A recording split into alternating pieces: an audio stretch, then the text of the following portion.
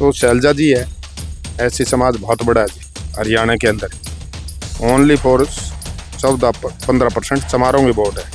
तो देखो किसी को करेंगे तो उनको तकलीफ होगी।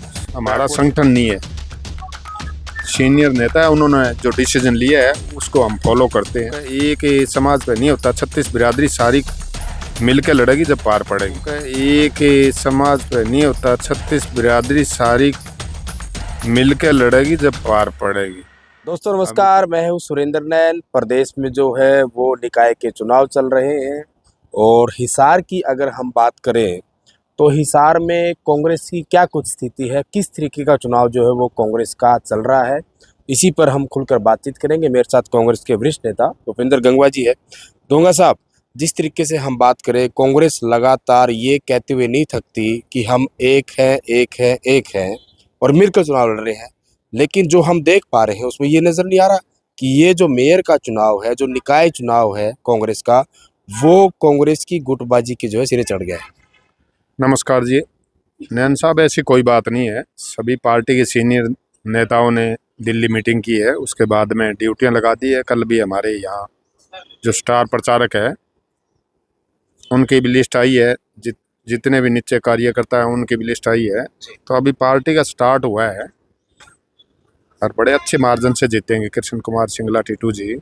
आज ही हम सुबह गए थे, कल भी हम लग गए थे, शादियाँ थी, शादियों में 2-3 दिन नहीं आ पाया था। तो पार्टी का अच्छा है, लोगों का मन बढ़ चुका है। अभी कांग्रेस को ले आओ, हाथ का निशान है। कृष्ण कुमार सिंगला जी है, पूर्व में नगर परिषद के चेयरमैन भी रहे, इम्प्रूवमेंट ट्रस्ट के चेयरमैन भी रहे।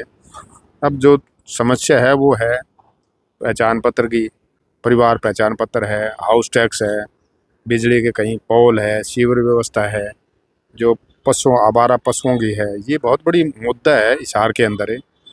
तो इन मुद्दों पर ये चुनाव लड़ रहे हैं। लेकिन देखो साहब, मुद्दे तो सारे के सारे गायब है ना। या तो राजनीति, जो मैंने कहा ना कि राजनीति की भेंट चढ़ गया है, भाई कांग्रेस ने बड़ी हिम्मत करी सिंबल पर चुनाव लड़के, इससे अच्छा तो वैसे ही लड़ लेते। मतलब भूपेंद्र गंगवा, क्या लगता है, क्या सच में सिंबल पर चुनाव लड़ा जाना चाहिए था? और अगर सिंबल अलॉट कर दिए गए थे, सिंबल लड़ना था, तो क्या पार्टी की तैयारी है जिस तरीके से होनी चाहिए थी? देखो, हमारा संगठन नहीं है, सीनियर नेता है, उन्होंने जो डिसीजन लिया है उसको हम फॉलो करते हैं।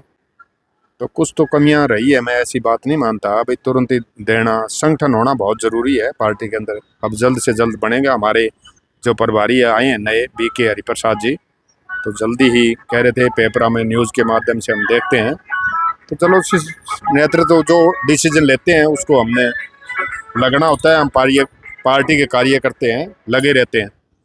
अच्छा, जैसे मेरे और भी कई नेताओं से बात हो रही है, आप भी लंबे समय से कांग्रेस में काम कर रहे हैं, और भी बहुत सारे ऐसे नेता जो चुनाव लड़ चुके हैं आपकी तरह, वो कहीं ना कहीं ऑफ रिकॉर्ड या ऑन रिकॉर्ड ये कहते हुए हिचक नहीं करते, मतलब खुलकर कहते हैं कि जिस तरीके से कांग्रेस पार्टी जो चल रही है, जो कांग्रेस पार्टी का नेतृत्व है, लोकसभा चुनाव में जिस तरीके से 5 सीटें हारी, विधानसभा चुनाव में जिस तरीके से सरकार आ रही थी और बिल्कुल दहलीज पर आई हुई सरकार को वापस भेज दिया, कि जब तक ये बदलाव नहीं होगा तब तक कांग्रेस का यही हाल रहेगा। बदलाव कौन सा करे हो? हमारे राष्ट्रीय अध्यक्ष खड़गे जी है, नीचे पूरी टीम है। हरियाणा के अंदर जो अभी चुनाव हुआ था, थोड़ी बहुत कमियां रह गई होंगी, क्योंकि देखो तकलीफ तो होती है, क्योंकि एक समाज पे नहीं होता, 36 बिरादरी सारी मिलकर लड़ेगी जब पार पड़ेगी। अब किसी को कह दें में हम, आदरणीय हमारे चौधरी उदय भान जी इलेक्शन हार गए, आदरणीय चौधरी भूपेंद्र सिंह हुड्डा जी 10 साल इस प्रदेश के चीफ मिनिस्टर है, चौधरी दलबीर सिंह का बहुत बड़ा नाम है, मेरा भी काफ़ी तजर्बा है। 1991 में आदरणीय स्वर्गीय श्री OP जिंदल जी के चरणों में बैठ कर राजनीतिक स्टार्ट की थी। उनका एक ही था कि भाई आदमी जो सच्चाई से चलता है वो कभी मार नहीं खाता। उन्हीं के कदमों पर मैं चल रहा हूँ। पार्टी में 1998 में आदरणीय बाबू ओम प्रकाश जिंदल जी ने कांग्रेस पार्टी ज्वाइन की। मैं तो पार्टी के अंदर, उन्होंने डिस्ट्रिक्ट जनरल सेक्रेटरी बनवाया, फिर कांग्रेस पार्टी ने मेरे को बहुत कुछ दिया है, चेयरमैन बनाया, स्टेट का जनरल सेक्रेटरी रहा। पिछले 11-12 साल है, कोई संगठन नहीं बन रहा है।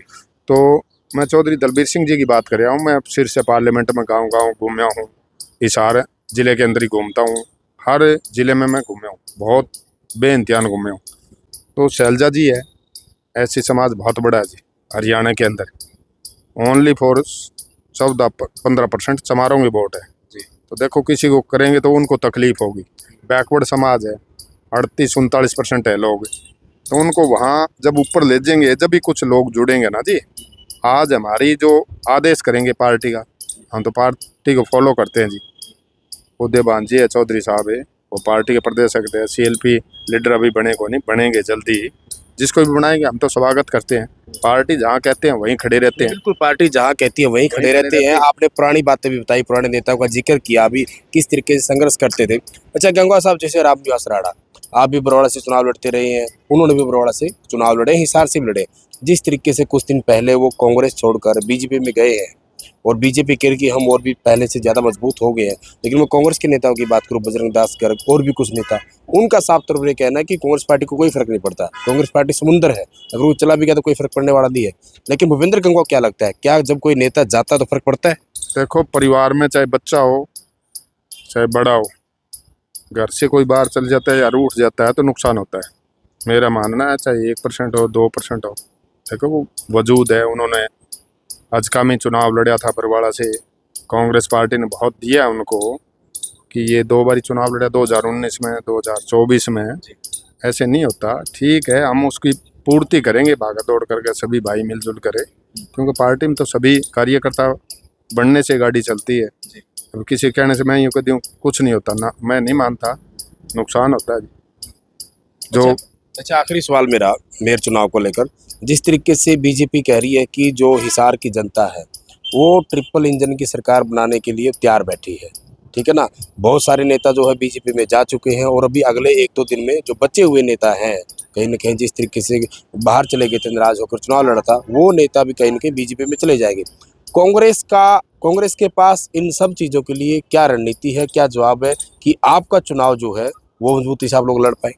तो देखो, आज पार्टी की मीटिंग है, शाम को भी बड़े सीनियर नेता आएंगे, सारे अपनी अपनी ड्यूटियां दे रखी है, अभी कौन किस एरिया में है आज लगा देंगे शाम तक है। लेकिन उसको हमें पूरी गहनता से विचार करके पूरे संघर्ष के साथ हम लड़ाई लड़ेंगे, जीतेंगे। मेरा मन है भाई, ठीक है, जहाँ तक मैं घूम रहा हूँ, मिलगेट एरिया पे गया हूँ, हिसार भी गया हूँ, आज़ाद नगर से गंगवा गांव है वहाँ से भी मैं आता हूँ, तो लोगों का मन है।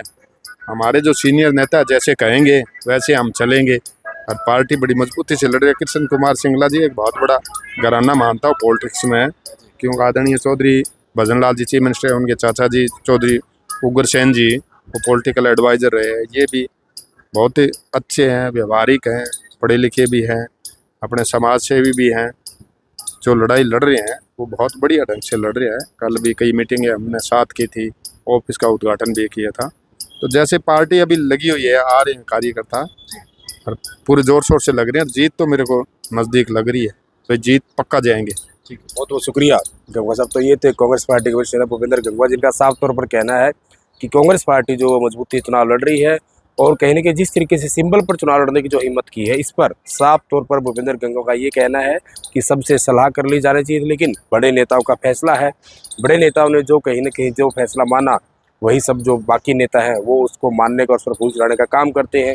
लेकिन आखिर आपको क्या लगता है कि जो भी नेता कहीं ना कहीं ये बात कहता है कि कांग्रेस एकजुट है और एकजुट होकर चुनाव लड़ रही है, क्या असल बात में धरातल पर ऐसा है? आखिर आपको क्या लगता है, क्या ये निकाय के चुनाव कांग्रेस पार्टी के राजनीति की भेंट तो नहीं चढ़ गए? आखिर आपको क्या लगता है, क्या जो गुटबाजी लोकसभा चुनाव में, विधानसभा चुनाव में जो देखी जा रही थी, वही गुटबाजी अब जो है मेयर चुनाव में साफ तौर पर नहीं देखी जा सकती? आखिर निकाय चुनाव को लेकर आपका क्या कहना है और इस बार हिसार से कौन मेयर बनने वाला है? खुलकर कमेंट करें और वीडियो को दबाकर शेयर करें।